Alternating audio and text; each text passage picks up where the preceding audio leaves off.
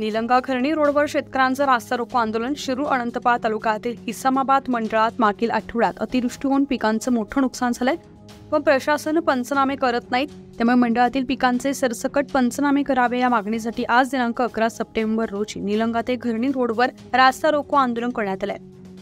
मागील आठवड्यात सतत झालेल्या पावसामुळे उजेड हिसामाबाद मंडळातील सोयाबीन, मूग, उडीद, भाजीपाला याचं मोठं नुकसान झालंय. याबाबत प्रशासनाला लेखी कळवून सुद्धा पंचनामे केले जात नाहीत, म्हणून रास्ता रोको आंदोलन करण्यात आलं आहे. यापुढेही तात्काळ पंचनामे करून शेतकऱ्यांना आर्थिक मदत नाही मिळाली तर तीव्र आंदोलन छेडण्याचा इशारा तहसीलदारांना दिलेल्या एका निवेदनाद्वारे काँग्रेस नेते तथा शेतकरी संजय बिराजदार यांनी दिलाय.